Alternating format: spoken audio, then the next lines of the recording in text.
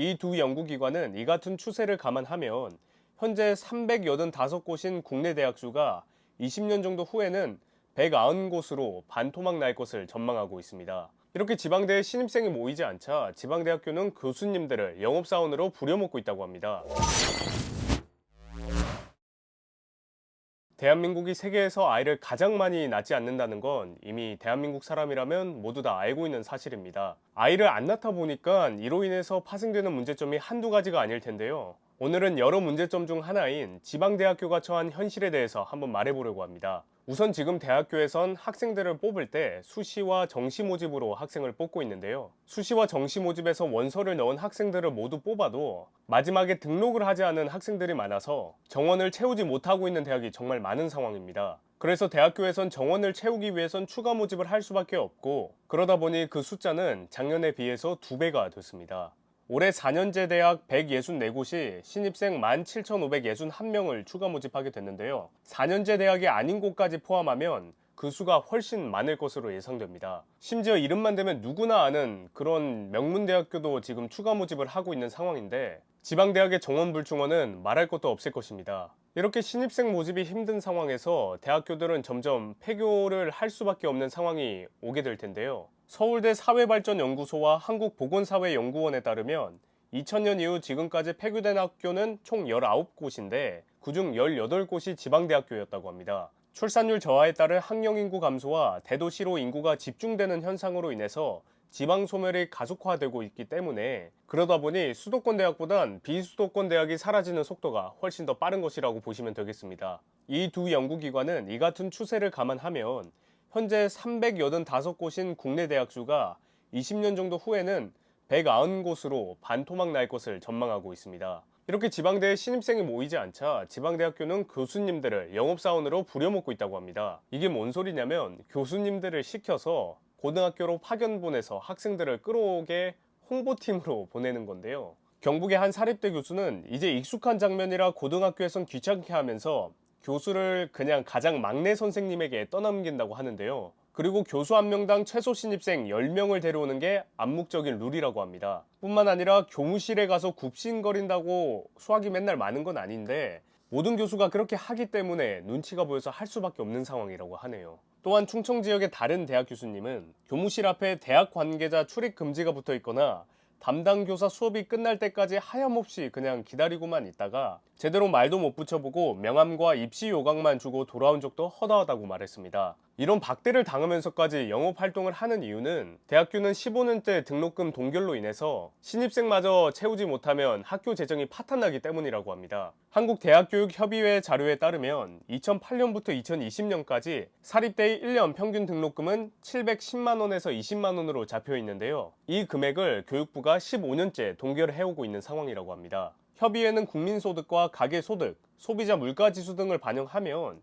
2020년도에 적정 등록금은 1265만 원이 나온다고 합니다. 못해도 지금의 1.75배는 올라야 된다고 하는 건데요. 보고서에 따르면 국가 경쟁력 증가에 비해서 대학 등록금이 많이 저평가됐다고 합니다. 따라서 한 교수님은 영업사원으로 일하는 교수의 처지를 보면서 비리사학이나 경쟁력이 떨어지는 대학을 퇴출할 수 있는 실질적인 방안이 빨리 마련돼야 한다고 밝혔습니다. 그래서 어떻게 보면 지금의 지방대학교는 바람 앞에 촛불과도 같은 상황인데요. 지금 그 촛불이 거의 다 꺼진 대학교가 있습니다. 바로 경상남도 진주에 있는 한국국제대학교입니다. 한국국제대학교는 1978년 개교했고 2003년 4년제 대학으로 출범했는데요. 당시 입학 정원은 1265명이었다고 합니다. 하지만 지금 상황을 한번 보시죠. 학생들 이름이 적힌 산물함은 문이 열린 채 방치돼 있고, 대학 건물의 엘리베이터는 수개월째 가동을 멈췄습니다. 게다가 운동장 벤치엔 나무 가지들이 널브러져 있고요.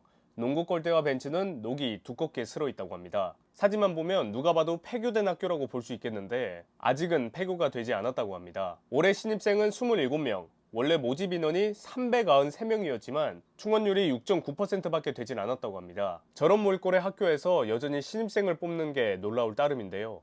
축제는 물론 동아리, 학생회도 전혀 없다고 합니다. 한국국제대가 이런 모습으로 변하게 된 까닭은 재정난 때문인데요. 2018년 교육부가 실시한 평가에서 최하위 등급을 받음으로써 대학교의 재정난이 시작됐습니다. 최하위 등급 판정과 각종 비리가 밝혀지다 보니까 부실대학으로 낙인이 찍히게 됐는데요. 그렇다 보니 돈이 부족해져서 교수를 비롯해서 교직원 임금을 주지 못하게 됐다고 합니다. 알려진 임금 체불액만 100억 원이 넘고 납부하지 못한 공과금도 10억여 원이 된다고 합니다. 그러다 보니 점점 한국국제대의 충원율은 고꾸라지기 시작했고 지금의 상황까지 오게 된 거죠. 정말 이 지경이 됐음에도 남아있는 한 교수님께서 아직 수업을 듣겠다는 학생이 있어서 어떻게든 졸업을 시키려고 남아있다고 합니다. 게다가 이 교수님은 학생들에게 편입 상담을 해준 지도 꽤 됐다면서 꿈이 있어 들어온 학생한테 다른 학교로 가라고 상담해주는 게 얼마나 착잡한지 모른다고 전했습니다. 잘못은 법인이 있지만 피해는 교직원과 학생들이 전부 다 보고 있는 상황인데요.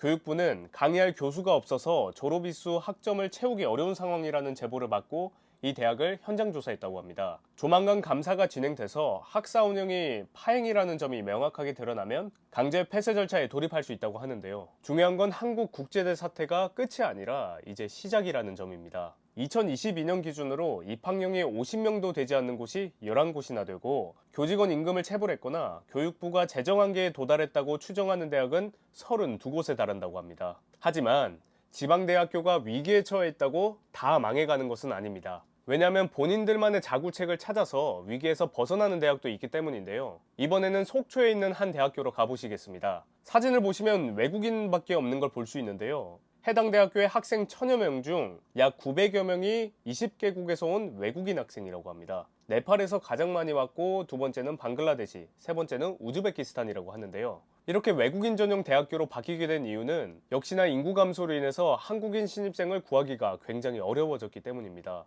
이전에 입학한 다른 한국인 학생들도 있긴 하지만 대부분 야간 대학을 다니는 지역 직장인이나 군인들이라고 합니다. 내년 2월에 이들이 모두 졸업을 하면 캠퍼스엔 99%가 외국인이라고 합니다. 그러다 보니 모든 수업은 영어로 진행되고 있고 행정실에 구비되어 있는 문서들도 다 영어로 작성되어 있다고 합니다. 이 대학교의 색다른 점은 또 있는데요. 바로 2시가 되면 캠퍼스에 그 누구도 보이질 않는다는 것입니다. 왜냐하면 소득 수준이 높지 않은 국가에서 온 학생들이 대부분이라서 학교에서 일과 학업을 병행할 수 있게 오후 2시 전에 모든 수업이 끝나게 학사 일정을 짰기 때문이라고 하는데요. 한 지역상인은 그동안 일손을 구하지 못해서 고생했는데 유학생 덕분에 한시름 덜었다고 했습니다. 이렇게 노동력이 공급되면서 지역 경제도 활기가 생겼다는 반응도 있습니다. 이렇게 한국에서 신입생을 구하지 못해 문 닫을 위기에 처한 대학들이 최근 외국인 학생 유치에 사활을 걸고 있는 상황이라고 하는데요. 한 지방 사립대 관계자는 최근 외국인 유치의 학교 간 경쟁이 너무 과열돼서 현지 에이전트에게 학생 한 명당 한 학기 등록금을 준다는 경우도 생겨났다고 합니다. 이게 어떤 경우냐면 학생이 내는 8학기 등록금 중 7학기 등록금은 대학교가 들고 가고 한 학기 등록금은 에이전트가 가져가는 구조인 거죠. 게다가 해외 현지 고등학교를 방문해 협약을 맺고 한국어 강사를 파견해서 한국어 수업을 제공하기도 한다는데요. 그 목적이 한국에서의 적응을 더 빠르게 돕기 위해서라고 합니다. 일명 현지 방문 모집을 하고 있는 것이죠. 이렇게 유학생들을 많이 한국으로 불러 모으면 그에 따른 장단점이 있을 수밖에 없을 텐데요. 우선 장점을 보시면 교육부가 앞으로 지역의 부족한 노동력과 연계해서 유학생을 유치하겠다고 합니다. 예를 들어 보면 노인 돌봄 인력이 필요한 지방의 경우에 지역 대학에 요양 케어학과를 만든다고 합니다. 그래서 유학생에게 한국어와 전공 기술을 가르치고 돌봄업체에 취업까지 알선하는 거죠. 이런 유학생들에겐 지역 특화형 비자를 준다고 합니다. 젊은이들이 부족한 지방에선 일손을 구할 수 있어서 좋고 자금난에 빠질 위기에 있는 지방대학교는 학생들을 구할 수 있어서 좋은 정책이 아닐까 싶습니다.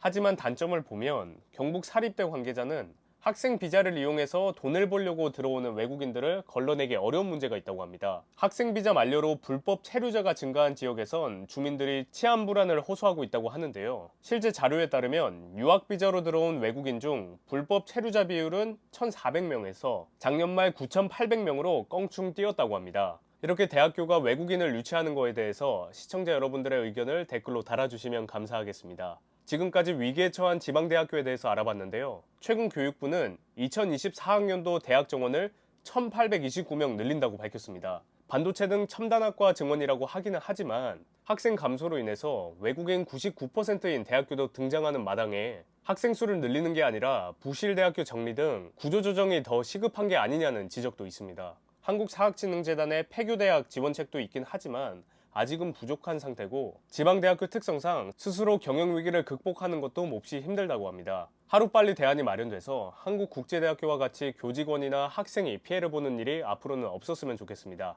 그럼 저는 다음 영상에서 찾아뵙겠습니다. 최소한의 시사를 제가 쉽고 간결하게 알려드리겠습니다. 구독을 통해 매주 뜨거운 시사를 확인하세요.